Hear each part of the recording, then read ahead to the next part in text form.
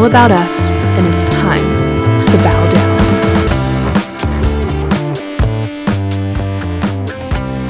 Hey, hello everybody. Welcome to episode 2 of Bow Down. We are so excited to be here with y'all today and also to be chatting with each other. Dennis, how are you doing today? I am marvelous. How are you, Reese? Looking lovely and gorgeous and regal, I will say, Queen, as always. How are Thank you? you. Good.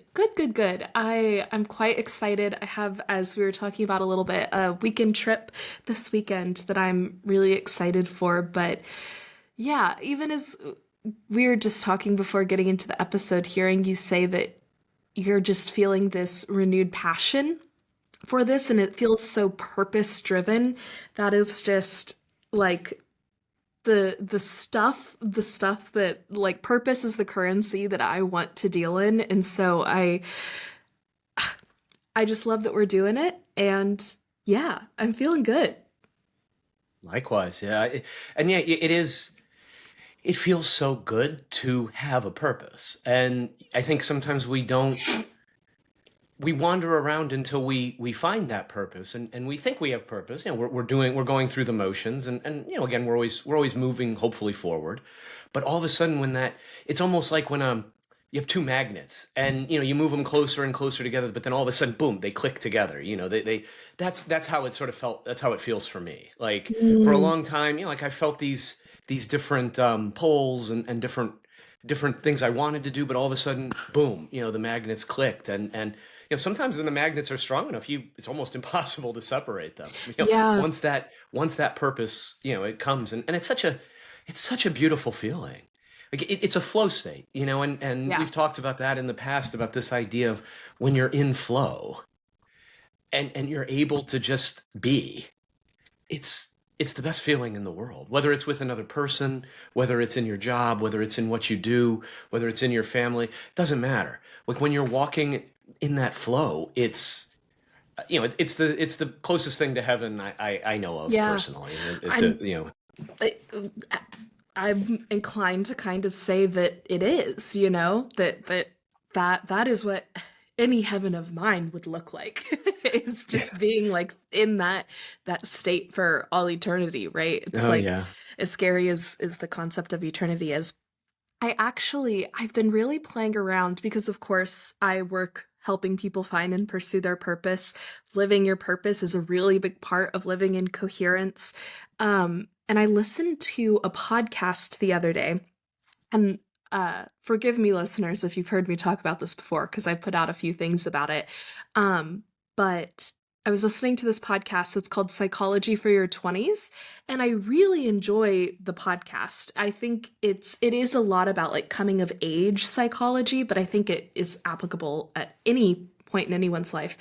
And the host had on Elizabeth Gilbert, who is the author of Eat, Pray, Love, but also Big Magic, which is my favorite book of hers. To me, it's like the Bible of creativity. It is a phenomenal book.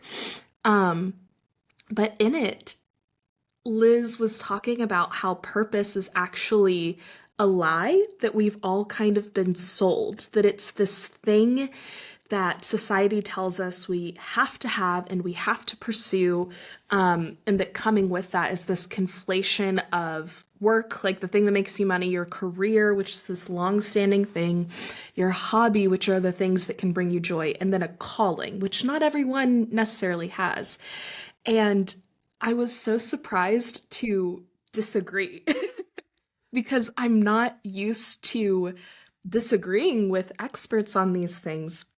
Because normally, especially for someone like Liz Gilbert and Gemma Speg, who's the host of this podcast, they're very informed, very well researched, very highly respected in their fields as well.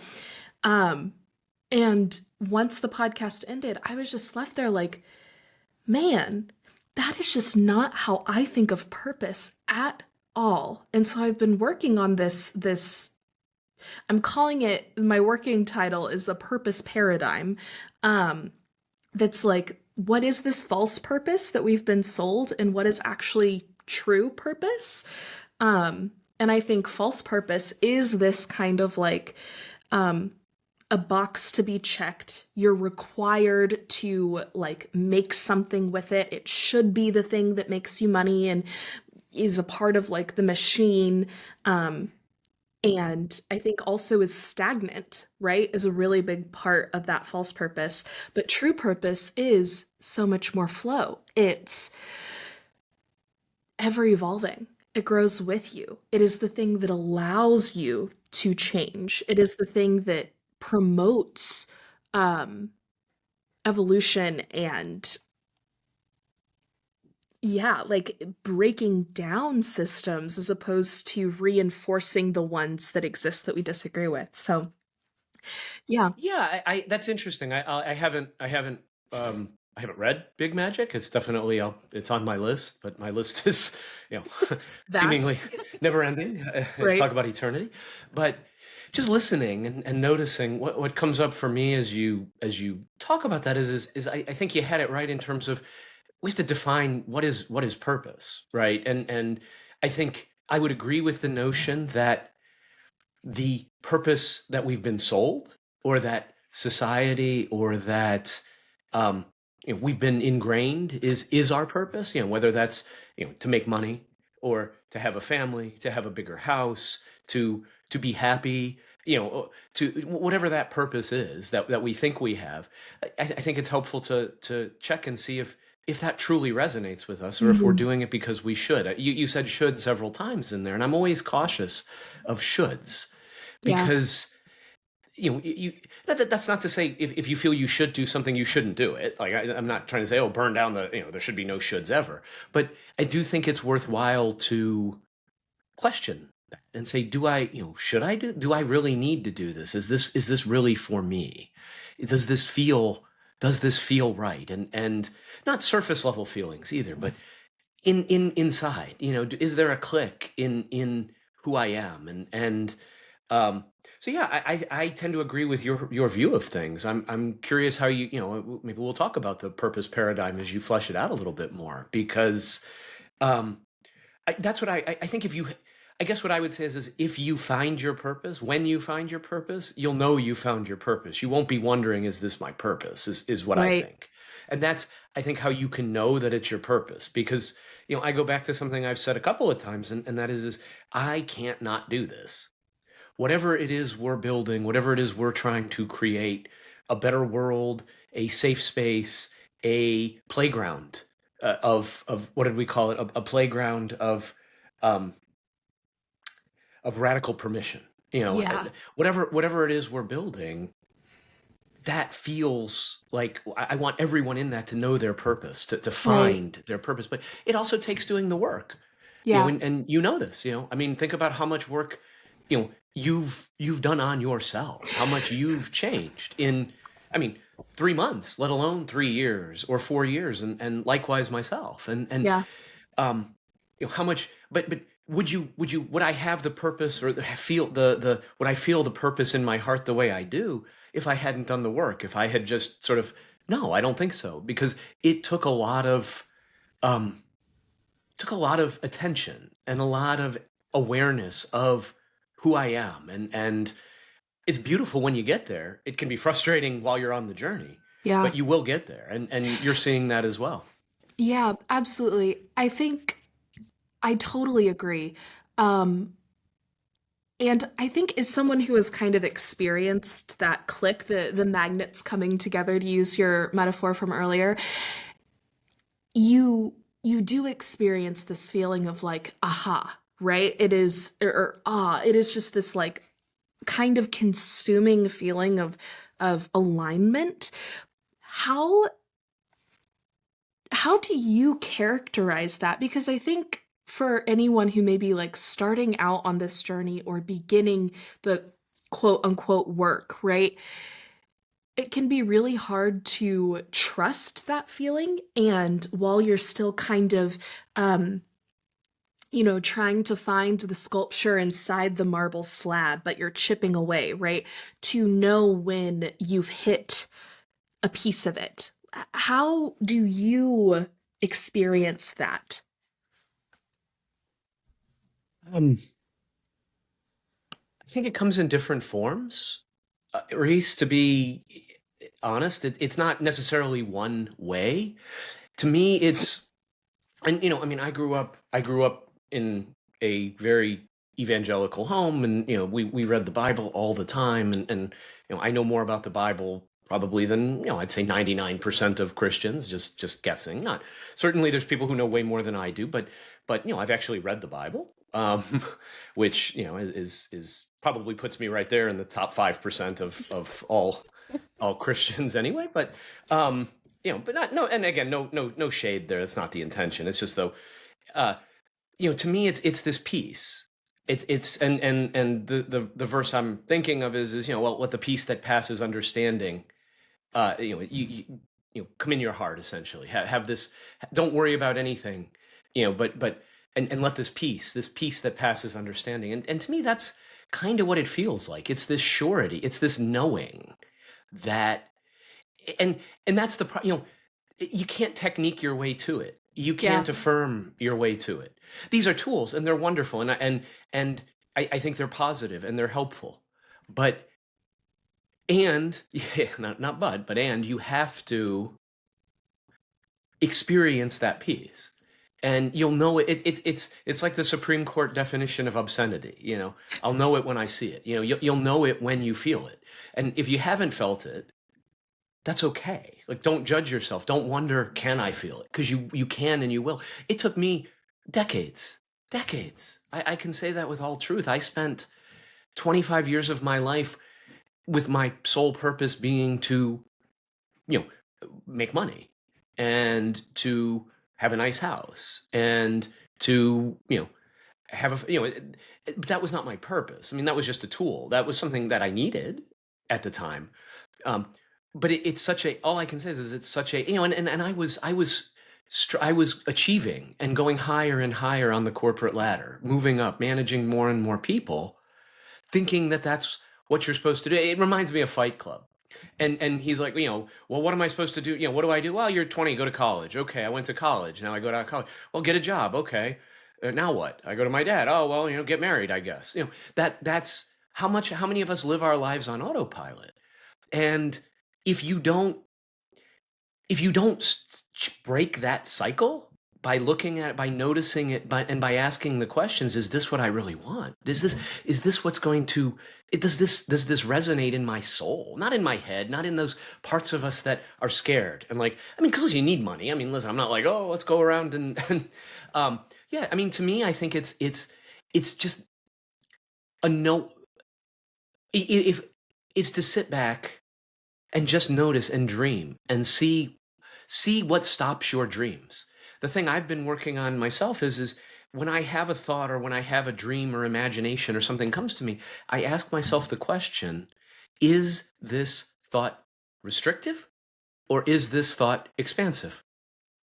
And if it's a restrictive thought, if it's saying don't, should, have to, come on, do this, blah, blah, blah, blah, that constant alarm, I ask myself, why? What would the opposite be? What would an expansive thought be here? I'm worried about paying this bill. Well, that's restrictive. I'm never going to be. I can't buy that. I can't. No, that's restrictive. Expansive is I will. It's mine. It's I can do this. I will do this. Why not me? Rather than why me, why not me? And the more you just start to do this, I think clarity comes because you're Mm. operating on a more soulful, spiritual level than the rational. How does that resonate with you? Yeah, no, I do agree. I think and I like this terminology of soulful because I think um as someone who has studied the English language, it is a deeply complicated thing. And I think so often, so many of our misunderstandings and disagreements within ourselves and with others is in not understanding what words actually mean and what they mean to people.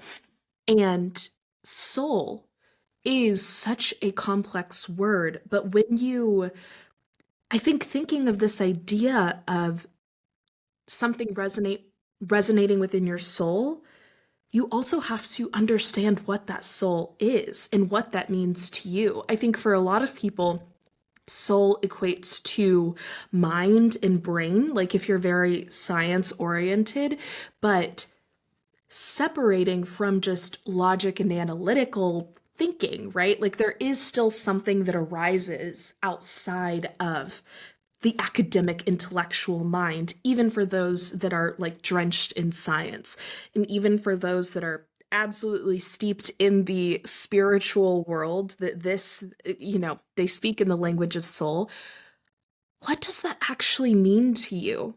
And when you begin to kind of parse out what that means, I think it also can get, like you said, the clarity comes.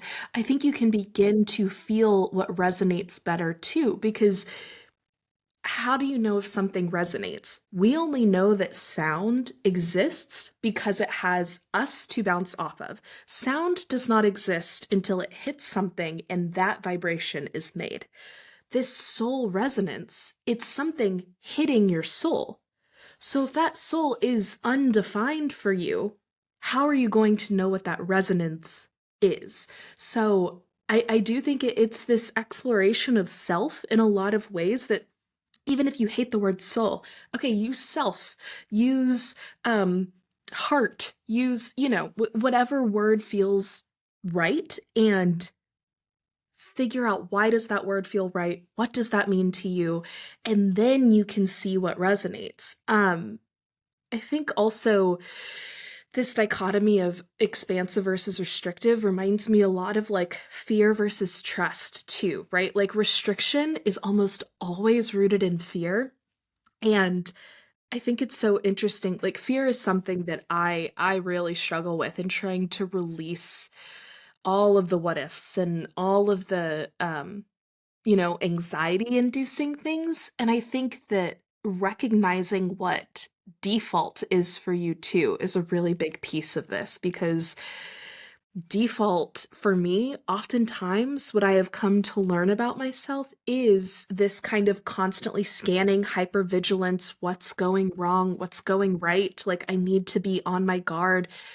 And then you're in fight or flight mode, right? Like your sympathetic nervous system is off the charts as opposed to being in this rest and digest and letting things come.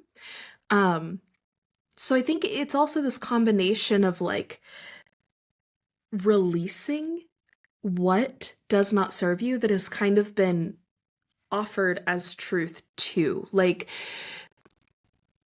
in hearing, there's so much content out there now that's like, this is how to start a spiritual journey, or how to start your spiritual practice, or this is what soul means, or this is what working with a divinity should look like. And great. I think that can be really helpful for people exploring this. And like you said, it means nothing if it's not for you. So, Absolutely. yeah.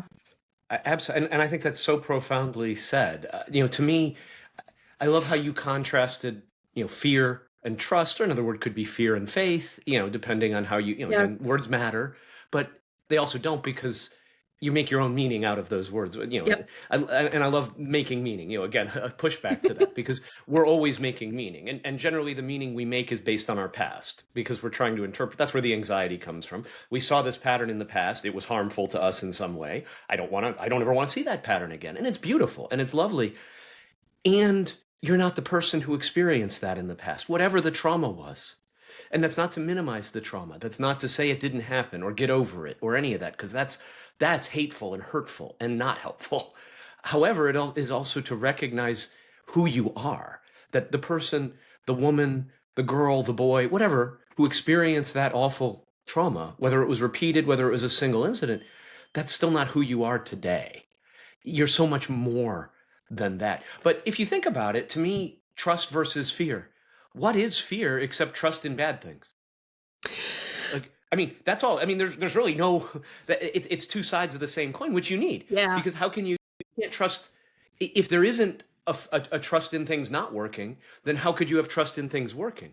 The question is where do you focus your energy and attention? All Damn. too often, and our brains are wired, of course, to focus on negative things, because from an evolutionary perspective, like you got two cavemen, one hears a rustling in the bush and is like, oh, that's nothing. I'm going to go to sleep. I trust everything's going to be okay. The other one thinks, maybe there's a tiger. Which one's going to live longer? Which one's going to pass on their genes? And we know, by the way, scientists have shown from an epigenetic perspective, and this is why I love everything. I mean, I am a very spiritual, metaphysical person, like at my core, because that's who I am. But at the same time, I'm also I have a rational mind. I like science. I'm not a poo-pooer of science.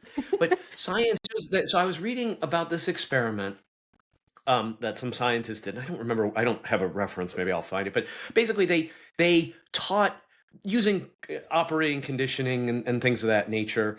They trained mice to be scared of a certain food. I think it was trained male mice in a vacuum. So they took male mice, and I don't fully remember exactly the circumstances, but they made it so that they were petrified of eating this particular food, like which normally mice would love, and let's call it cheese. I don't think it was, but so, they basically, through operant conditioning, shocking, other sort of training, they had these mice have a tremendous aversion, these male mice, a tremendous aversion to cheese. They then went on to sire baby mice, and those baby mice and generations thereupon had the same aversion that the father had.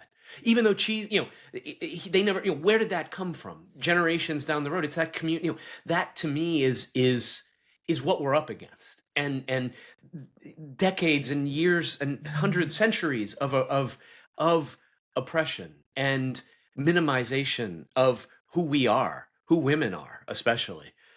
And it seeps into your DNA in a sense. And Yeah. so we're really, it's not easy to live the way we want to live. The way Right. it's not easy to live as a queen. It's not easy to live in victory because you have everything stacked against you. So just the very fact that you're listening, that if you're listening to this conversation, to me, you're one of the 0.1%. Yeah. You're looking towards something. You want more. And that's great. Keep looking. So yeah, I love that.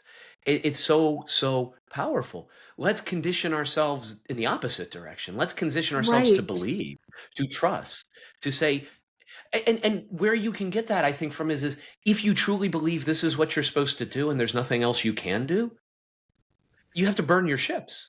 Like that's a mental form of Cortez burned his ships, I heard, where when they reached the New World, they burned their ships so no one would be thinking about home. Biblically, Lot's wife, right? You turn back and you look back and you turn into a pillar of salt. It's so clear about, when you study it, when you think about it. So yeah, I love that. And I Yeah. guess the question is, how do you said, you mentioned anxiety and which I'm sure everyone listening, including myself, gets. Like what things have worked for you when maybe you had a period of higher anxiety or things you didn't like?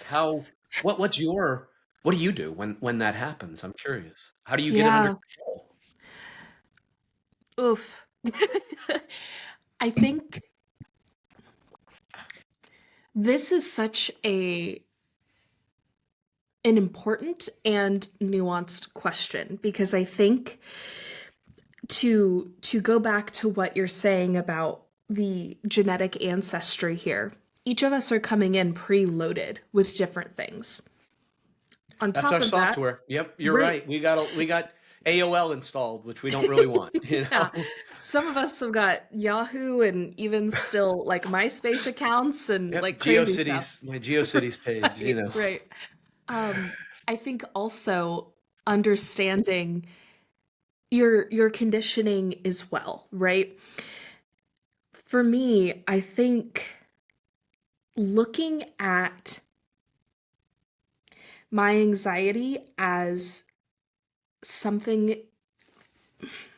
that there's so much talk out there. And I guess just quickly, one thing that I want to preface before going into this too, I have a real problem with therapy language. As someone who has been in therapy my entire life, it has been so helpful for me in understanding, like, oh, what is a boundary? Or oh, what is my attachment style or my love language? Like all of these very therapy words. These have been Hmm. completely overused. We have all been inundated with this language. And going back to what we were talking about earlier, language doesn't really matter unless what the meaning behind it carries. It depends on how you're making meaning out of it. And I think the way that we have made meaning out of these specific therapy words has been really harmful actually for a lot of people. So Mm. when I go into this and I will be using some therapy language, I just kind of want to preface that I think it's important to be clear with what we're actually talking about. And if someone is armchair diagnosing someone as a narcissist, my red flags go up Oh, immediately. And that word is way overused. So that all and that to gaslighting. say, right, right, And and toxic, it's I think would be another one, but yeah. well, trauma. Like these are very important words when we hold them with importance. And I think, of course, we have to be careful not to be like overly sensitive. We exist in the world, and um, triggers are going to pop up and things are going to happen. Trigger, there's another one, right? Um, Oh, yeah. but we cannot walk on eggshells, but also it's our job to protect ourselves and understand what we need to ask for and what we need to speak up for in different environments. So, I have been in therapy since I was 12 years old. I was diagnosed with generalized anxiety disorder and OCD when I was 14. And I have been on and off different medications to treat this since I was 14.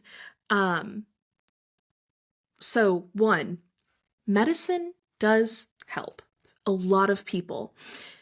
The way that my therapist first described it to me is that medicine is a frame that you can put around the thoughts that run wild. And if your brain is bouncing around um, in 1,000 different directions at once and you give it a frame to work within, you can hopefully start getting it to go in a motion that is logical, that makes sense, because it restricts some of that movement. It allows the energy that you have to be more productive and be put into a good forward motion. So medicine has been extremely helpful for me in rewiring certain things. From a more metaphysical standpoint, and I guess just like generalized anxiety that we all experience, I need to stop that thought in its tracks. That has been the number one most helpful thing for me. If I have a trigger or something pop up for me, my brain will absolutely run away with it. And that means I have to be like the like football defender, I don't know football positions, that fully like stops it, tackles it to the ground, and is like, no, you are not getting out of here, because if you do, we are going nowhere fast. Um, so I have to tackle it to the ground. And then once I've tackled it to the ground, I say, thank you. Thank you for protecting me. And the thing that really works for me is breaking all of this down into really understanding why it's happened. So I have a thought that is, my friend doesn't like me, actually. I think that's a very common one for a lot of probably women specifically. I will say, okay, no, stop. You know that's not true. We've tackled it to the ground. Thank you, thought, for protecting me. I understand that it's scary to be vulnerable in relationships. I see that, and I appreciate you looking out for me. I'm thanking it. Then I want to stick out my hand and pick up that player up off the field and give it a hug and say, I get it. We feel this. We feel this, and it is largely because of this childhood experience I had that now I understand better. It is because my brain, we are predisposed to thinking like this, and it's okay, and you're loved and safe. And then I say, head back to the bench, get some water, walk it off. right? So I think really slowing down the thought process, because when I get into that zone, it moves so quickly. I have to be the one that slams the brakes, and then also immediately meeting gratitude, kindness, and grace, self grace. Um, and then if all of that fails, I really think distraction is not a horrible technique. That is something that I used for such a long period of my life when I did not have the mental resilience to be able to walk myself through this kind of system. And now that I've practiced it, I'm much better at redirecting this pathway, right? Because that running back wants to go down the pathway that it knows works. It's running the play that we've always run. And the quarterback is now saying, no, no, no, we got to run this other play. It's actually more successful. It's actually going to get us where we want to go. And you got to retrain all of your running backs and linemen. And again, I clearly don't know football decisions, but I'm going to keep using this metaphor. I love it. Um, I love it. so you got to retrain. Now that I've retrained, it's much easier to run the new plays for me. And those new plays can happen in quicker succession. When I was first realizing what the old plays were, why were the old plays there? Who decided that these were the plays that my mental team was going to run? It was really hard to even begin to think about new plays, new players, integrating all of these things. And so when I was younger and I was having like a full blown panic attack 3 times a week, a lot of this looked like put on The Office and distract your mind to allow it to rest, because that is also important before you can move forward. So I think for me, all of this, I've been very long winded with this, but I think the thing that this has taught me more than anything is self trust. And I think that because that is a really long, winding road that I went through, I saw a quote forever ago that was probably just on Pinterest or something, but if it's someone, I apologize. I did not come up with this. Um, but it was, show yourself how much you can rely on the person you've become. I love that. Oh, that's powerful. So Right? powerful. Yeah. That because I couldn't for the longest time. My brain felt like my biggest enemy. But now it's like, I can rely on myself. I know I can, because I have years and years of history and practice with myself, with the team that I have picked, that I have cultivated, that I have worked towards making through blood, sweat, and tears, like truly. And now it is my job to continue to show up for myself. That's my job. Um, I love that. I you know, love the I yeah, love showing up for yourself. You're not trying to show up for other people. It's not performative. That's and everything you said, I think, Reese, is so lovely. And I love the idea of, I mean, recognizing, so noticing. I mean, that's always the first step, is to notice, then to treat these thoughts with kindness and love. And yes, you may tackle them because they don't serve a purpose in this moment, especially. And sometimes it can be, listen, I'm I don't have time right now to unpack this, but later on we'll talk about it. Can you give me some space? I love you. I appreciate you. Anxiety. I thank you. However, let's chat later. Can you step back? I'd really appreciate it. And as you build that self trust, to me, uh, that self, you're building yourself. You're in your self light is shining more, and it shines through the cracks the facade that this human body, this bag of flesh, our brains have. We're so much more than that. And so I love. And so many people, I think, get so frustrated, particularly with panic attacks, that you get that fear to set in. Like, what if it happens again? Oh my God, what am I going to do? And I also love that, too many times I think in this space, um, we can demonize medicine, and yeah, stigmatize the idea of having to take or feeling needing to take pills, or and that's so silly, because if they help, then they're a tool. They're nothing more than Right. that. There's no, but people put meaning on, oh, I'm broken. No one's broken. You're not broken. Like, in Well, fact, it's and very logic. The reason you feel this way is because of everything you experience. So in fact, it's actually logical it's that you would have this perfectly anxiety. logical. Yeah. It would be it's yeah. It would be weird if you didn't have it. And It would be fake. It wouldn't be real. Yeah.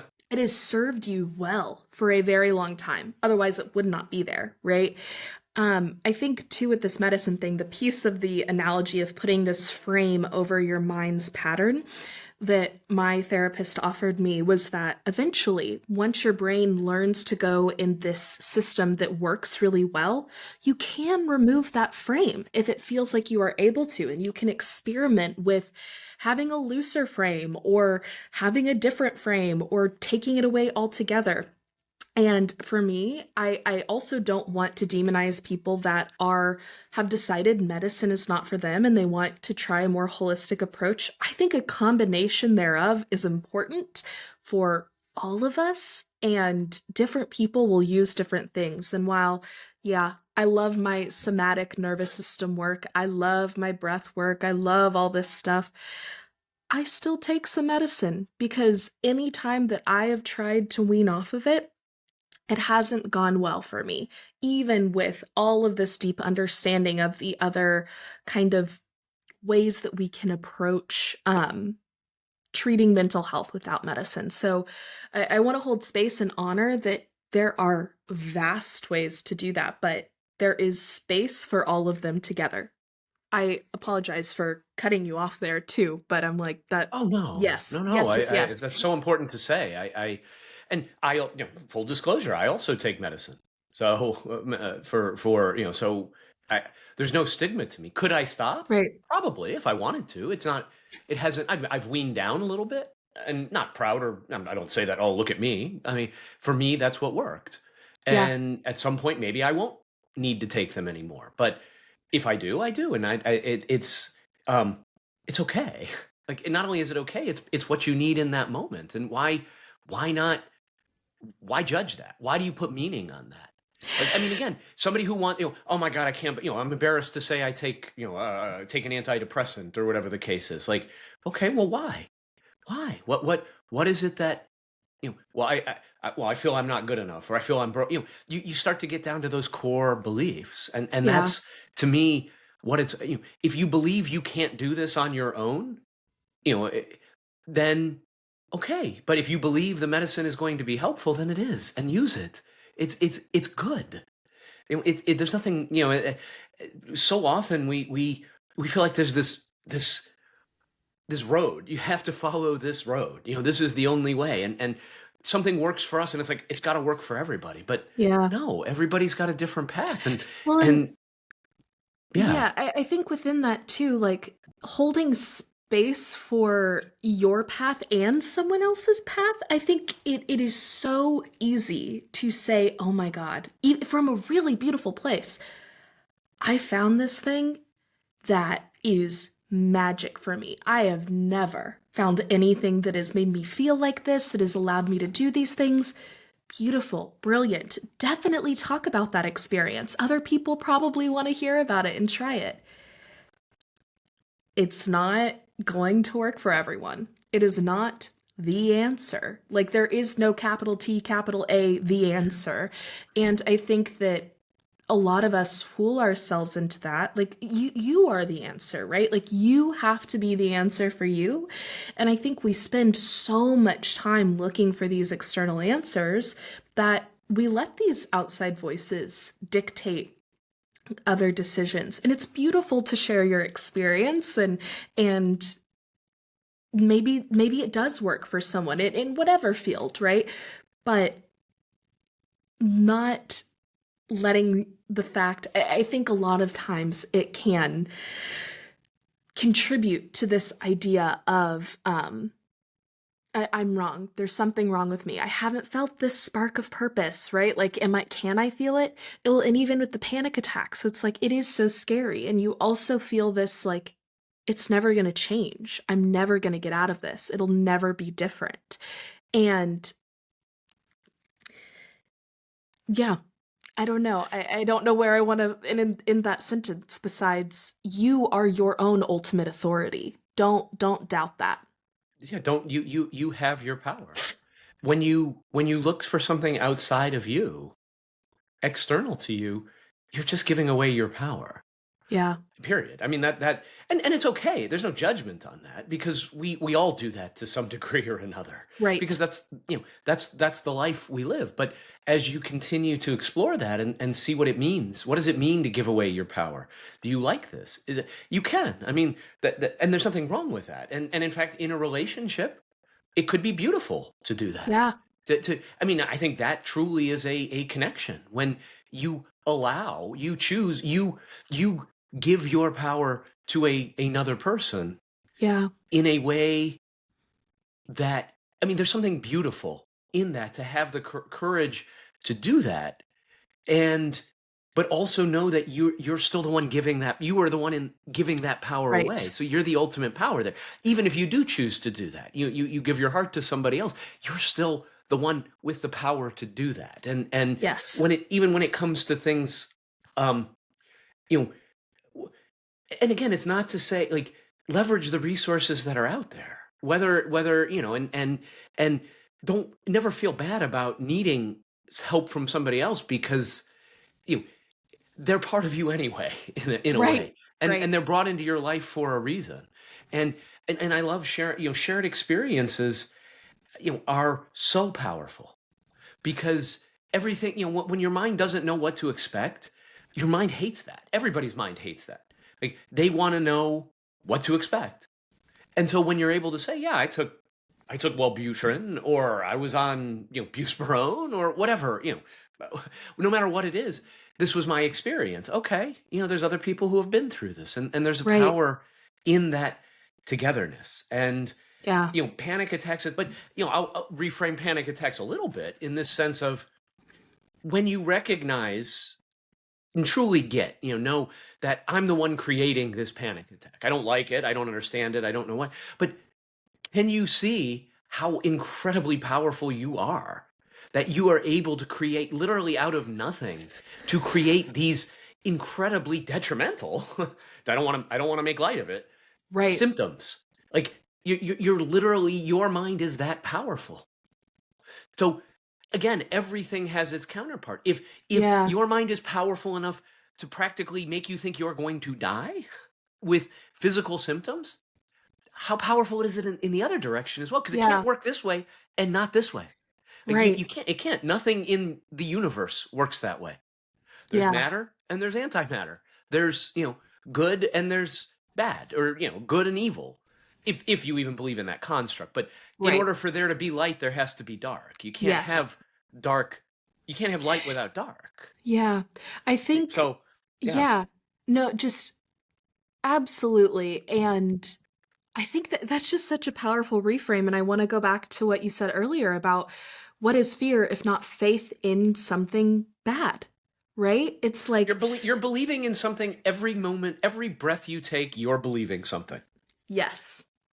And most 99.9% of the time, for most of us, we are believing whatever our autopilot script, our NPC, we're just like NPCs in a game, running around, doing the same thing we've always done. Occasionally, maybe we make a choice, we think, although, God, we could probably do an episode on free will anyway. Yeah. But, um, but my, we when you start to see, when you recognize the truth of that is the first step, to see that, you can call it manifestation, you can call it, uh prayer, you can call it creation, co-creation, whatever, however. Again, that's language, and it means something different to everybody else. But I believe that w- the world is just a mirror. Yeah. And so often we try to, you don't look in a mirror and wait for your reflection to move. Right? That's a fool. I don't look at the mirror. I'm wearing a blue sweater. I don't go in the mirror and say, I want that sweater to be red. And look at myself in the mirror until it turns into a. Because the guy in the mirror is never gonna is is never If going to change I his until I do. if they do, I would run screaming into the night and, like, try and burn the mirror. Yeah, right. I'd be Well, terrified. what mirror? Where did this mirror come from? Whose mirror is Right. this exactly? Whose mirror But is it? Yeah. and listen, I'm gay. If listen, if a mirror wants to do that to me, I'm putting it out there. You know, if Right? I will retract that statement. I'm game for the experience because I'm not. I don't have the fear anymore, and I Yeah. don't want anyone to be afraid because I see how beautiful everyone is, even when they're ugly as sin. There's a Yeah. poetic beauty in, I mean, even in terrible behavior, hurtful behavior, things that we don't want to do. There still is a poetry in it in some ways. In It that it's all flows, you know? it's true, and it really makes me think of, this, like, romantic idea of the sublime, and I mean romantic in the true, like, period literary sense of it, not the way we kind of colloquially use it now. But Right, the right. idea that experiencing the peak of horror and beauty at the same time is the vastness of the human experience, that is pure awe, both in it being utterly destructive and creative at the same time. And it is drenched in fear, but also faith. And that kind of idea of the sublime that you can find in so many things. Even what you said earlier about this, like fear of the unknown is the thing that so many, like that's the worst thing, right? Is the fear of the unknown. And one of my favorite authors, H.P. Lovecraft, very bad person, but really great author, um, has like all of his work that's in like Gothic romanticism, um, centers around trying to make readers feel this fear of the unknown. Why do I love his work so much? Because it gets at that thing, right? Even these things that are um, ugly and hard to look at and hard to face, there is something in human nature that is unearthed there that we are being forced to face. And I think it goes back to this idea of like the two sides of the same coin. Without darkness, there cannot be light. But I think also there is something about the embrace of the darkness too, not just the Absolutely. tolerance of it, right? Like I this is maybe a odd example, but I remember in high school, me and a few friends started a GSA club, which is Gay Straight Alliance for those who maybe didn't have GSA. Um, but a few of my very good friends in high school were like, "We really want to do this," and I was like, "How can I help? How can I support?" Um, and our principal or head of upper school released a statement because we got a lot of backlash about it, which was upsetting. Um, that we need to be a culture of tolerance. That is what we, um, as a school, were going to strive for. And so we put out a statement right back that said, absolutely not. We are striving for a culture of acceptance and embrace.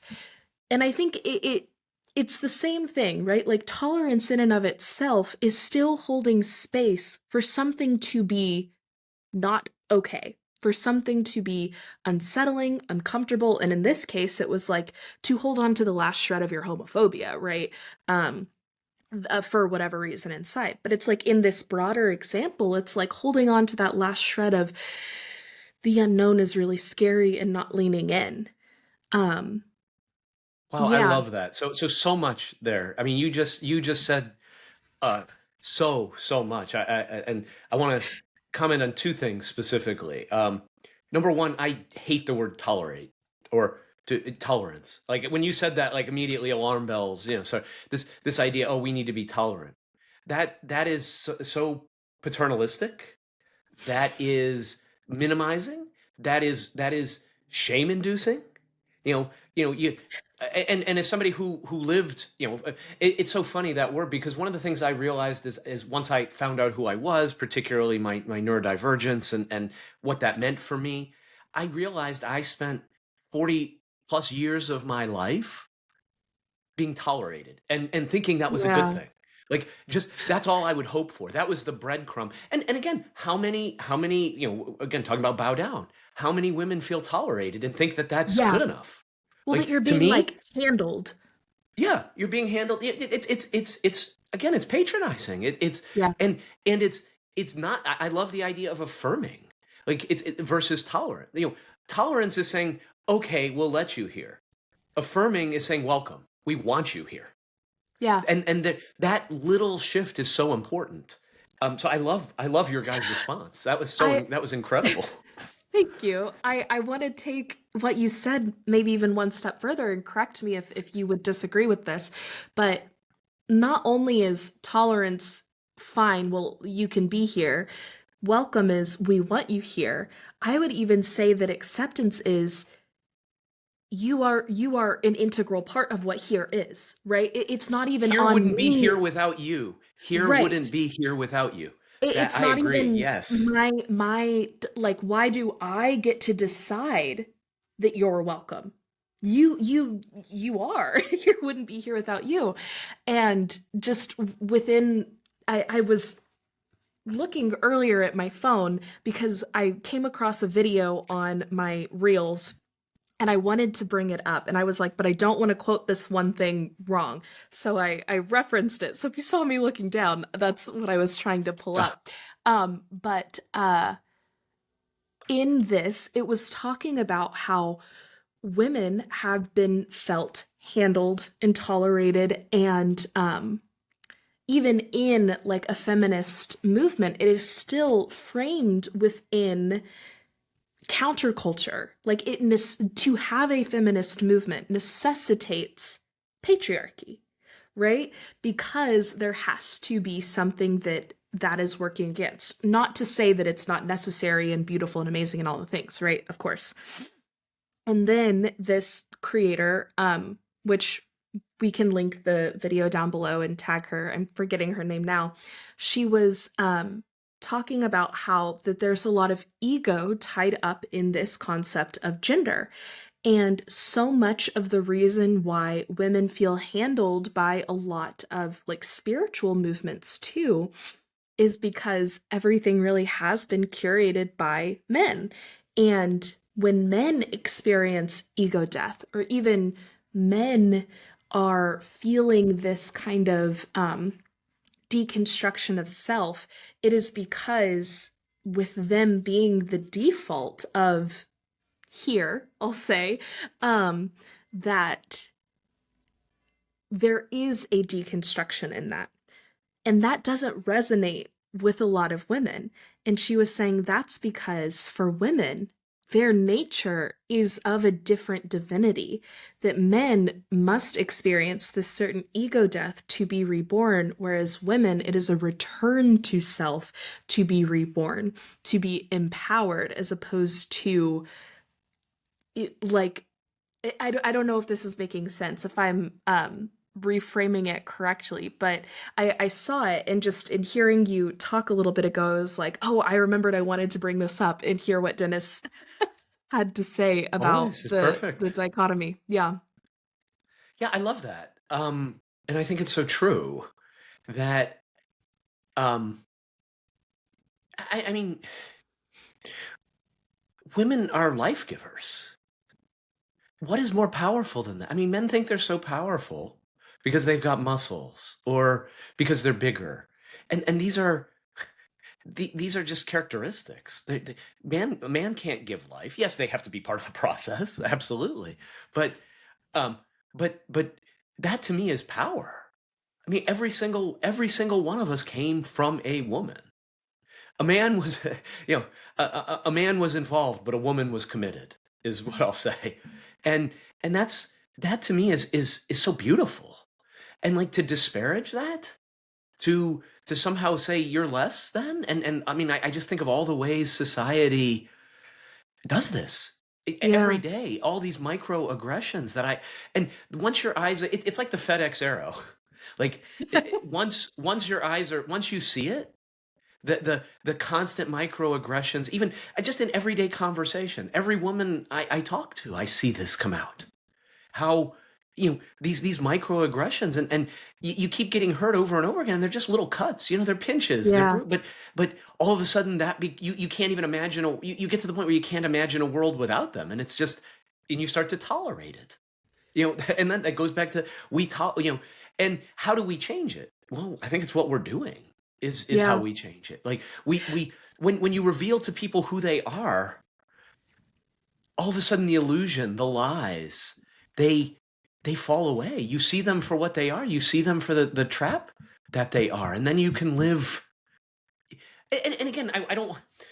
To me, it's a lifelong journey, and there Right. are Right. times where you're gonna get it, and then all of a sudden you're not gonna get it, and you're gonna get frustrated, and you're gonna say, I thought I had it, but maybe I never had it. Maybe it's not gettable, and then you'll find that. But relish that, because that's when you're about to make a big movement upwards. That's when you're about to Yeah. see something transform or transmute. And um yeah, I love that, and we definitely have to link that. So let's make sure Yeah. we, we want to I'll find support it.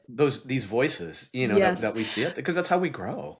I I love that. think Yeah. I love what you just said about how do we change it? It's what we're doing. Like that, it just gave me goosebumps because I think I hear these thoughts of like, how do we change it? And I'm like, yeah, how do we? It is easy to feel the cut, and to just hear it spoken of it's what we're doing is so empowering. And I think too in this like, well then what are we doing? Like how do you characterize what we're doing? And I think I'll even say what you said earlier, it's creating a space that here is not here without you, right? Like I hope that is what I think that's what we are trying to do together and what we will do together, because that is the intention. Um, is it is a place of radical acceptance of the wide spectrum. And it makes me think of another video that came across my reel, um my reels, that was man invented God because he could not stand that woman created life. And I just like was floored and flabbergasted, and like the power in that statement.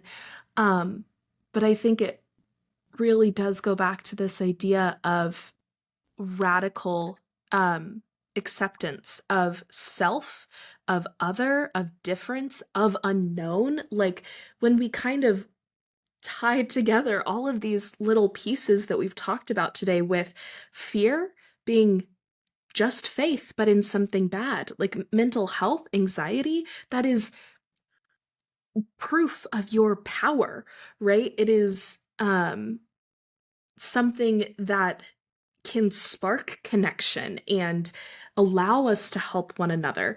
And like sacred femininity is something that at its core is this allowance of the things that are thought of to be gross or Oh, I'd even go further than unsettling. allowance. Embrace it. Yes, yes. Embrace it. Like, it's not a, yes, allow it in the sense of, it's who it's good, but to embrace it. I mean, men men are scared of everything feminine. Like, Mm.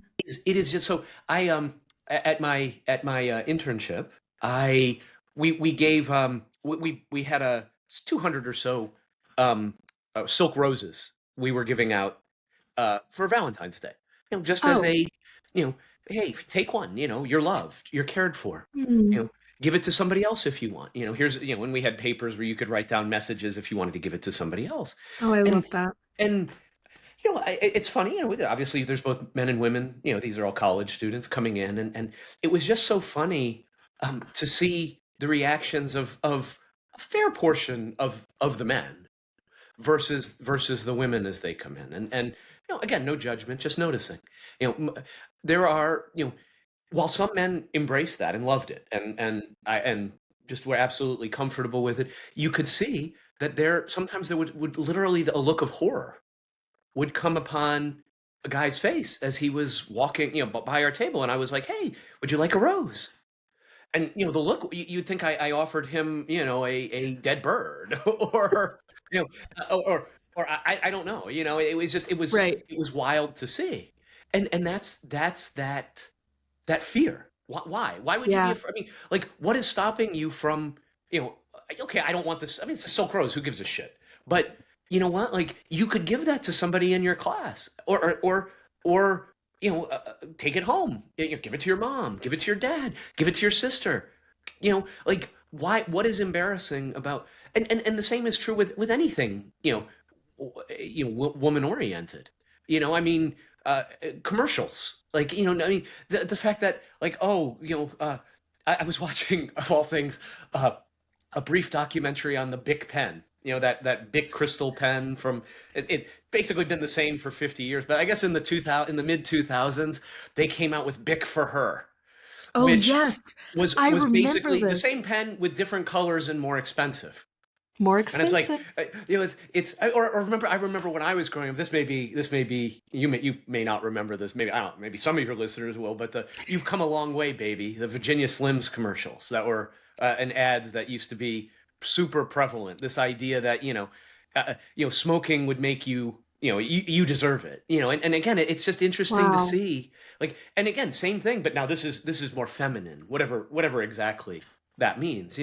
And I don't even know where I'm going with this, but hopefully it's relevant in No, some. it, But I think it absolutely is, because even in hearing you talk about this, right? Like, I think the advertising piece is just so interesting and so indicative of like the broader culture and socialization. But in hearing you talk about the fear in these young men's like eyes at the idea of something feminine, like expressing care, like it doesn't have to be rooted in romance or anything like that even, right? But I bet the men who were excited were likely the ones that had a girlfriend or a partner of some kind, that it's much easier to express that kind of love when it's in something conventional for men to be vulnerable about, which is like in relation in a romantic partnership. But even in their fear of the idea of this, just like we were talking about fear still being faith in something scary, they are affirming the power of what y'all were doing. Their fear was an affirmation of everything that, like, vulnerability and the divinity of showing care and spreading love has, that they I just love don't that. have access to Yeah, yet. what an observation. Thank you for sharing that. That was like mwah, manna from heaven right there. That was. I didn't even think, honestly. I didn't even really think of it that way. I was looking at it through a different lens. But then I even look in my own life. So I'll give you another example. So full disclosure, I like to paint my toenails. I like to go get a pedicure. I like a gel pedicure. In fact, it's and even I even like manicures, and I like to paint my fingernails. And so I would take my daughter, and I would go to get our nails done together and things like that. And so I'm walking out and about, and I and people will ask me, your daughter painted your nails or something, and I found myself at that time being like, oh yeah, and then I had to examine that, like, why am I not allowed to say, yeah, my daughter and I got it together, but I actually think it's kind of cool. Like, why at that? And now I would, because but a year ago I wasn't at that place because I didn't know who I was, and so and it's just another example of the fear of, and what are we really afraid of, that some cashier at the some the somebody I'm just seeing for 5 seconds and never going to see again possibly is going to somehow judge me, and yet I'm making that, I'm afraid of that, I'm Right. scared of that, I'm going to hide who I really am, because it's just amazing what you notice when you look at that. And there was a part of me I wasn't true to there. And so I would encourage, if we, for the men listening out there, take stock of that. Just start noticing. I'm not saying change. I'm not saying you're wrong in any way, shape, or form. There's no right or wrong, but is that who you really want to be? Do you need that? Or have you been sold a lie? What would it be like if there were, if powerful women ran the world instead of powerful men? Yeah. What would change? Would we be where we are today? I think not. and so maybe we are transforming the world in that way too, because who knows? There's um oh man, there's this quote by Blake that essentially says, who by William Blake, who I love as a, he was kind of a mystic and um, wild. I mean, wild story, and his stuff is just so incredible. And I'm sure I'll refer to him again. But he basically said, who's to say that the world wasn't created by somebody just treading on wine in a wine press somewhere in their imagination? That nations rose up because of this. I mean, even look at our current situation here in the U.S. with Donald Trump. He The whole reason he even ran for office was because he got insulted at a press dinner in 2012. I mean, now maybe that's not entirely true. That maybe that's a surface level truth, but nevertheless, that had an impact. And who's to say what it Right. caused? Just such little things like that. So the little things we do matter. If there's one When person listening who's like, I want to try this, and just try it on. You don't have to. You're not committing to it. There's no money down.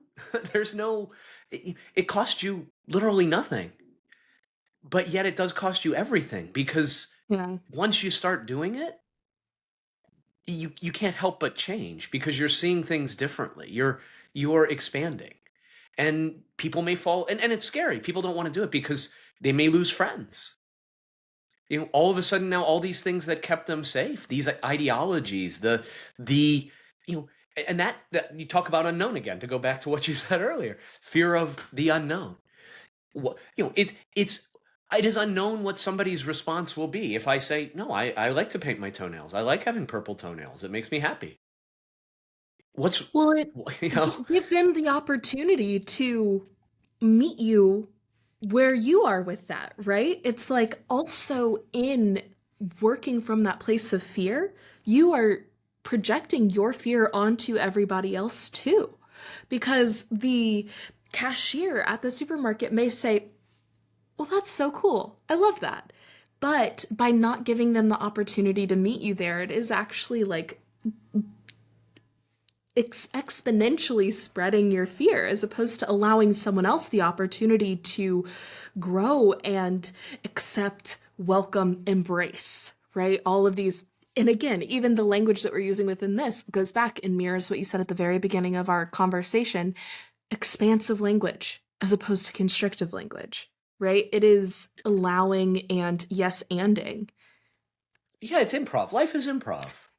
Like, everyone should take an improv course. Like, Oh my is gosh, is yeah. is my view. And in fact, I had one. I received an improv course as a gift for Christmas this year. And I haven't taken it yet because I right now I don't have time in my life. But once things settle down, I'm absolutely going to take it. Although it's scary as hell to me. Um, but at the same time, life is improv. Like, the choice is are you a yes and, or are you a no but, or a Yeah. yes? What, like, can we remove the buts out of our lives? Like, but why? Why? Again, always asking, why not me? Like, if you want good things for yourself, who wants bad things for themselves, right? Yeah. If there's something you want that's good for you, why not change the way you see it? Don't one of my favorite analogies in the Bible is around the spies who went to spy out the land of Canaan in Numbers, I believe. That basically Moses at the time sent out 12 spies into the promised land, the Canaan land, which of course is all an allegory anyway. And 10 of them came back and basically said, no, there's giants in this land. We can't possibly take this land. They're bigger than us. There's grapes. I mean, they're so huge. We're just grasshoppers. And meanwhile, two others, Joshua and Caleb, came back and said, this is our land. God has given it to us. Let's go take it. Look at the fruit. The fruit is massive. It's like grapes the size of your head. Again, but how often, even talking about what we're talking about here, society, right? What we're trying to build. We have two choices, and it's a choice. Make no mistake, it's a choice. And I think you and I both are choosing the same thing. We're intending the same thing. But we can choose to say, the world is scary. There are giants out there. You and I, we're just grasshoppers. There's no way we're going to make a difference because we're just grasshoppers. And if that's what we believed, then we'd be right. That's, Yeah. to go back to what you said, that's just faith in a negative. That's just faith in smallness. That's just faith in littleness. That's easy because it's not really faith. You know, if you don't have it, you don't need faith to think you don't have it. You're being a realist or whatever the case is. I Yeah. disagree. I feel I don't see us as grasshoppers. I see the people out there as I see the situation as grasshoppers, not the people, because people are not grasshoppers, but the forces against us are grasshoppers. We're the giants. Mm, And every one of our listeners, you're a giant. Don't fucking believe the hype. Don't believe what you've been told. You're not a grasshopper. You are a giant. You are regal. You are a queen. And rule. It's what you're meant to do. But start yeah. with yourself, because don't ever try to change somebody else. Like, that can't happen. You can't change anybody else. But if you know you're the queen, if you know who you are, if you know your power, others have to bow down. You're not making them bow down, even to talk about that. Why bow down? To me, that is not a command in the sense of you need to bow down. It's a recognition that that I am worthy, and circumstances and situations and reality, fuck it bows down to me. And we don't feel that way, but you know what? I bet there's days when Queen Elizabeth woke up and didn't feel like a queen. Maybe she had a cold. Maybe she had depression. Maybe she had a Right. stomach ache and was on. That doesn't feel Maybe very she needed some queenly. Wellbutrin. Maybe she needed some Wellbutrin, absolutely. Right.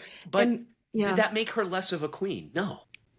And it's the same for you. It's the same for all of our listeners. Yeah. Oh, I don't It know. makes I could me talk about no that forever. no no no no. I completely agree. And it also makes me think of this, like, the idea of history is written by the victors, right? And a really big reason why we understand the people who are monarchs and kings and queens and Queen Elizabeth, right, is because they got to write their own narrative, their own story, or their people or their court scribes or whatever got to tell the story because they were on top.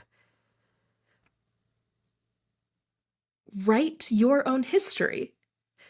You do not want someone else to write your story for you. Start writing it for yourself. And Yeah. when you write it for yourself, you will be the victor because history is written by the victor. Every single day. So in elementary school, my brother and I went to different elementary schools, and my dad would drive me to class. And the thing that he said every single day before I got out of the car was, "Today is the first day of the rest of your life. You have been given a pen. Write well." And I Mm. still think about that. And I think about what is the story that I am writing today. And um, sure, I think sometimes I'll get a little high on my horse and think when I am writing, like, oh, won't it be beautiful and romantic and fabulous and inspiring when someday someone stumbles across this? But then I have to stop myself and say, no, it will be, because that is the story I'm writing. And that's good. That is okay. Not just okay, it is good. Embrace it. Embrace That is that power. incredible. That is monumental to do that. And everyone, yes, you are the author, the director, the actor, and the producer of your story. Full stop. No one else. You write your own story. It's a choose your own adventure. But we think we choose it out in the world. No, we choose it up here. We choose it. Yeah. We choose it in our mind. We choose how we interpret things. I can interpret things however I choose to. And then that's no one can force me to interpret something some way. No one Right. can tell me this is what that means if I don't choose to believe. That's power. Can you make, I know I'm raising my daughter. If she doesn't want to do something, like, I could try to apply. I may make her do it by applying force in some way or another, but I can't force her to believe something. It doesn't Yeah. matter what I do. And no one can force you to believe that you're less than, or no one can force you to believe that you're not royalty and that you're not sovereign, except you. Except you. You are the Yeah. only one. But there's a responsibility that comes with that too. And a lot of people don't like it because you have to own that. And if you choose not to, you know, sometimes it's easier to be ignorant, and it's easier to think, well, life is just, whatever God's will, God will do it for me, or life is just the way it is, or the universe is a cold, a harsh mistress, or whatever that thought pattern is. And again, I don't judge that. Is that serving you? What if, again, what if what I'm saying, maybe I'm full of shit, maybe I'm delusional. I'm not, and listen, I don't mind being called delusional, because I think, I think we need more delusional people in a good way. But what if what I'm saying is true?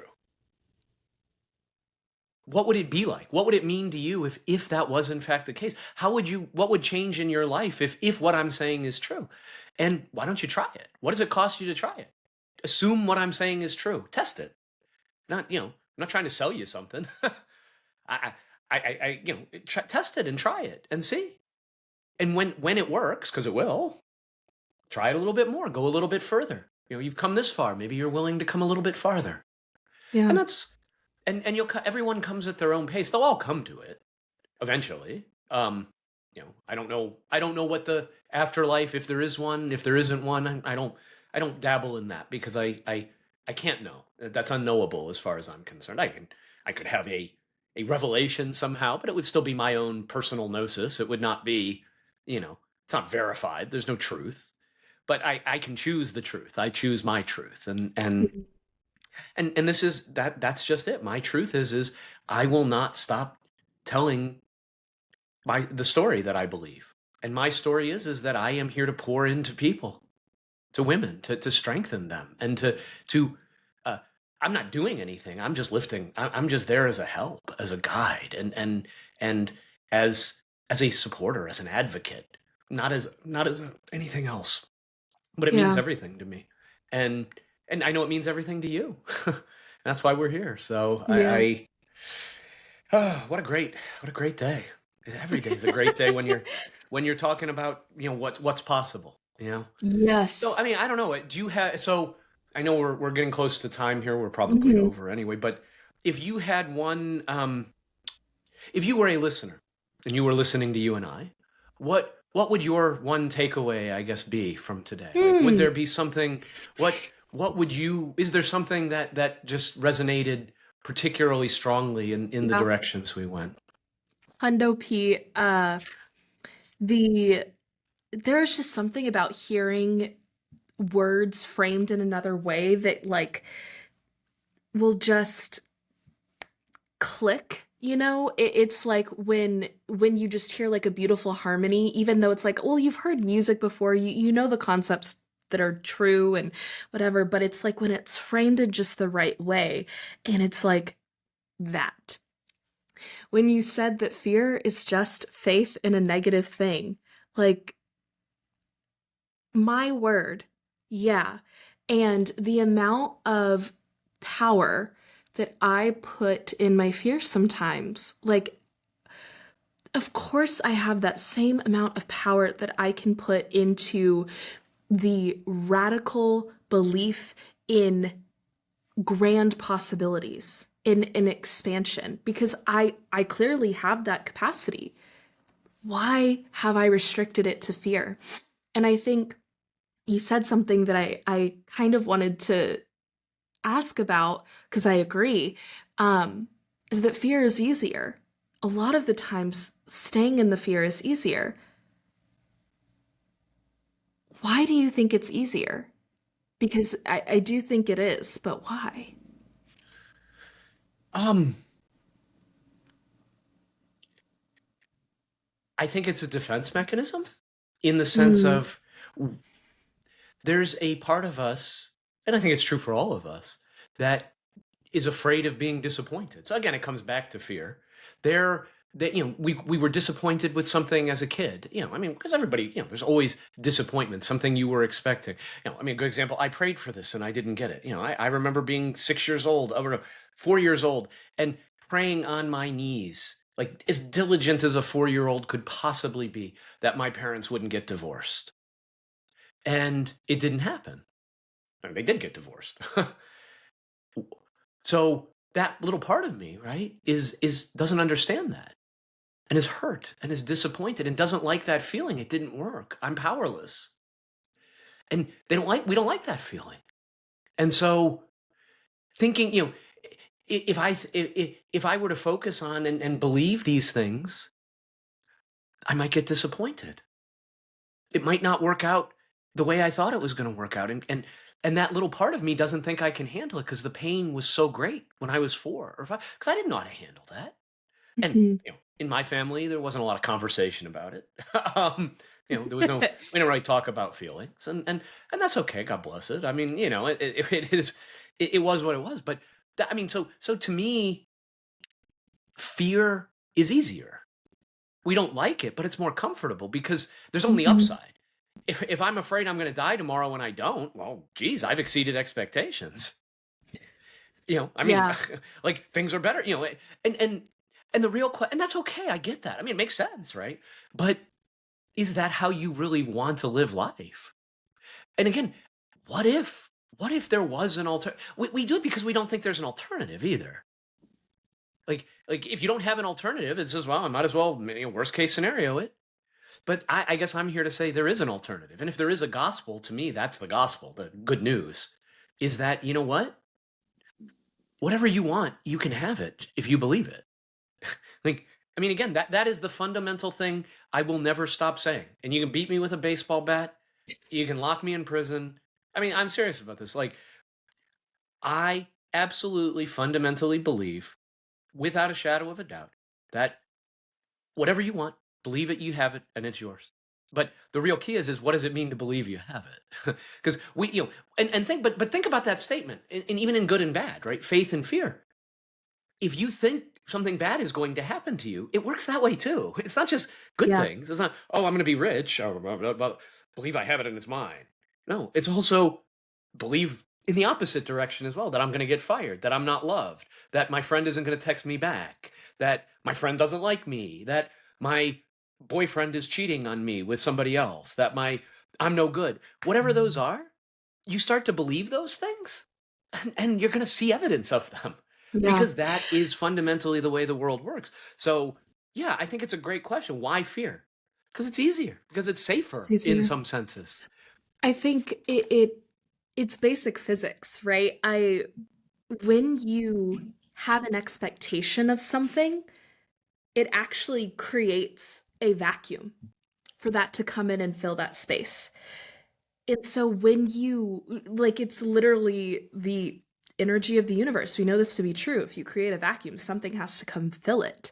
And if you have an expectation of negativity, you are creating a vacuum that is sucking negativity or whatever fear-based thing that is coming towards you. Same thing. Law of attraction, right? It's physics. It's all physics.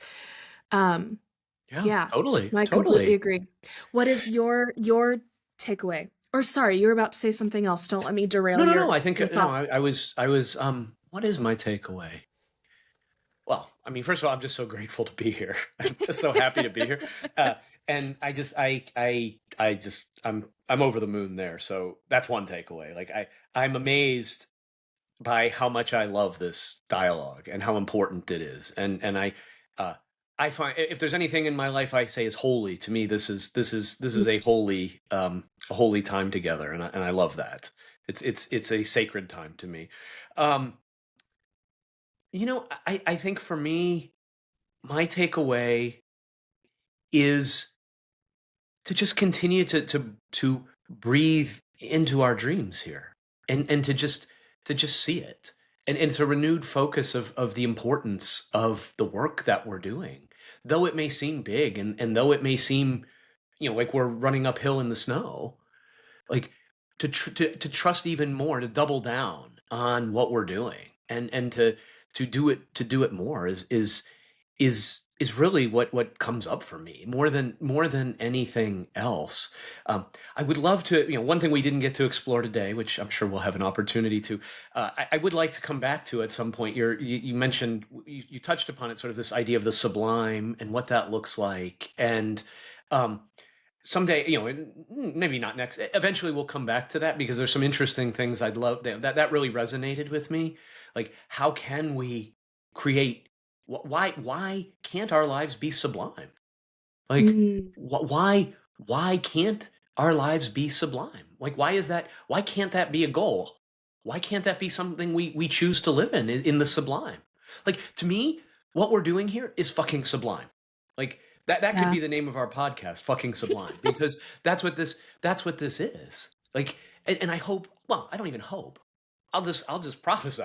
Like, I know that this is needed, and I know this will resonate with people. And the right, and if anyone is interested in talking to us, reach out to us. We want this to be interactive. We would love to have guests. So if you're powerful and you know it, like, we want to hear from you.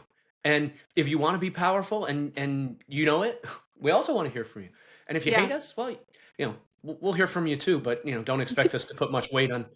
And in fact, just as you said about the how with the roses, how that showed that what we're, so come at us, please. I Yeah. think I think that we can handle it. It's not a Well, dare, but you know what? I think we can have dialogue at least. So it's further proof of faith, proof of concept, right? Um, yeah. No, I just completely agree. What I had something I was gonna say and it left my brain. But yes, absolutely, I completely agree. If people have anything to say, share, want to chat, want to talk, um, in the description, you'll be able to contact both Dennis and myself.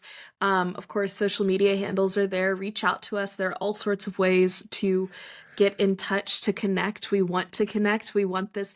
This wouldn't be here if you weren't here, listener. Like, that applies to you too, wherever you are, um, whatever time you are.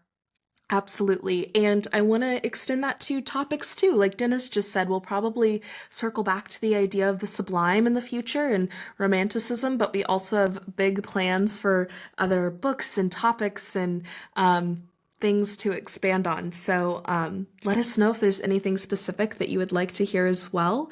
Um, yeah. And I'm just so excited to see where this goes. Dennis, thank you for thank you, being Reese, as here always. in this I bow space down. and It time.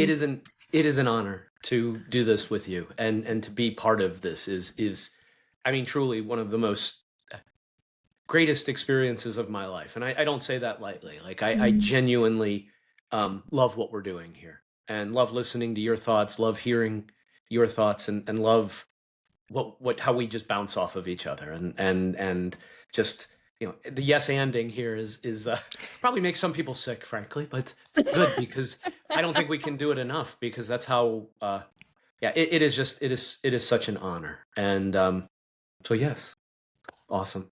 I can't wait to next week. Well, who Me knows where we'll too. go? Who knows where we'll Yep. go? But It'll be very somewhere magical. lovely. That's for It sure. will be lovely, magical, and powerful. So Yes. thanks to everyone for listening, and talk to you next time.